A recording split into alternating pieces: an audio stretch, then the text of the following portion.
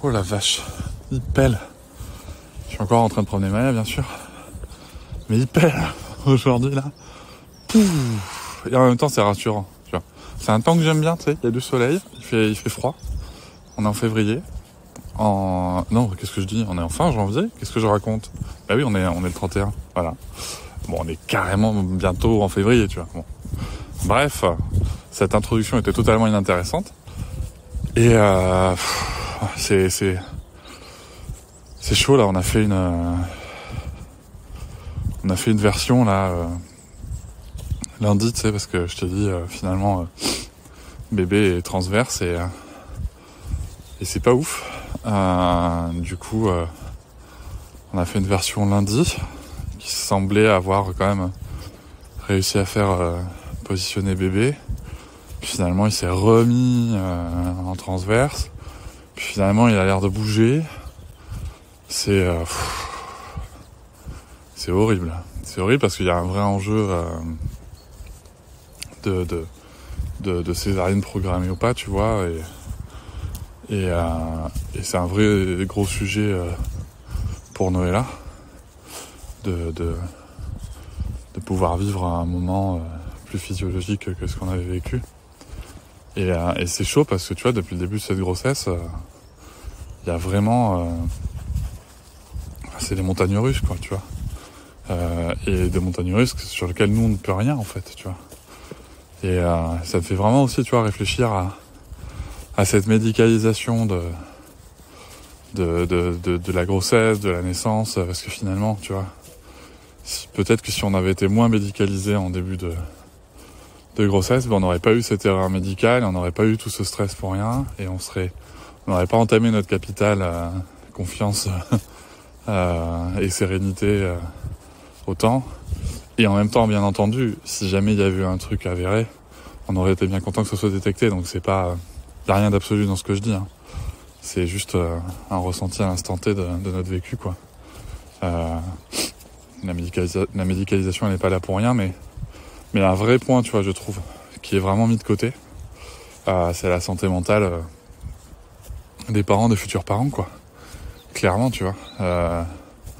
Tu vois, Noëlla, elle est remplie de doutes, de peurs, de craintes, et qui sont toutes et tous bien légitimes. Hein. Il y a zéro débat là-dessus, tu vois. Et du coup, mais toi, t'encaisses ça. Sauf que la grosse différence par rapport à la première grossesse, c'est qu'en même temps, t'as une grosse dépense d'énergie et de tes capacités émotionnelles pour encaisser la situation aussi vis-à-vis de ton enfant qui te demande beaucoup d'énergie. Ça, je trouve que c'est une vraie différence, hein, on l'a déjà dit, mais vraiment la grossesse quand t'as déjà en tout cas quand t'as déjà un enfant, en tout cas notre enfant, bah, c'est accompagné comme elle l'est.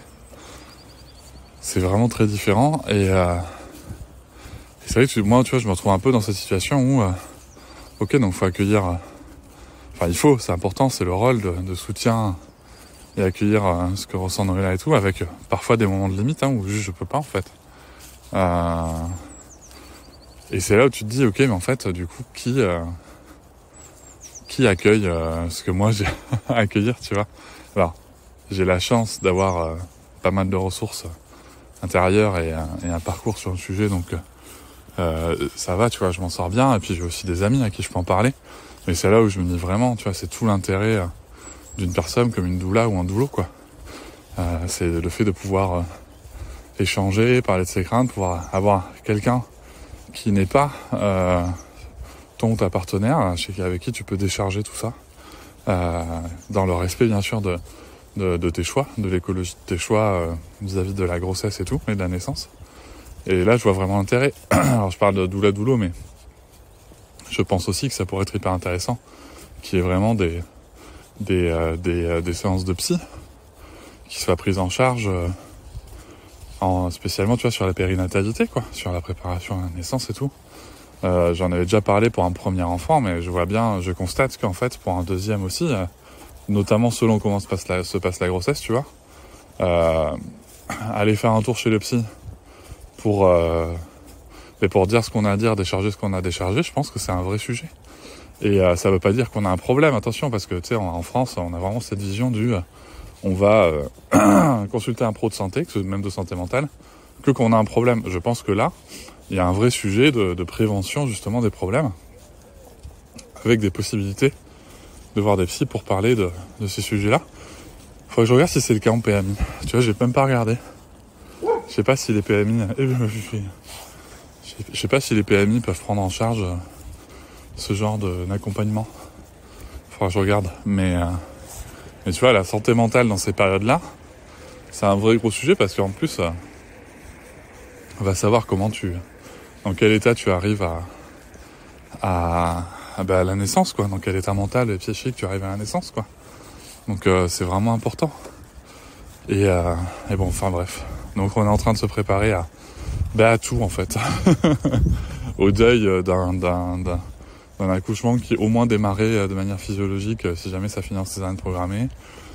Aussi à la possibilité, comme l'a dit le gynéco, que ça se trouve le jour même, si on fait césarienne programmée, si le jour même bébé s'est retourné, on annule tout. Voilà, donc cette grossesse n'en finit pas de nous challenger sur notre résilience. Et voilà, c'est vrai qu'on aimerait bien, en tout cas j'aurais bien aimé que ce soit un petit peu plus, comme la première, un petit peu plus fluide dans le déroulé, quoi. Mais bon, c'est comme ça, c'est bien, ça nous fait bosser la résilience en tout cas. Je pense qu'on a tous les deux hâte que bébé soit là et qu'il aille bien, quoi.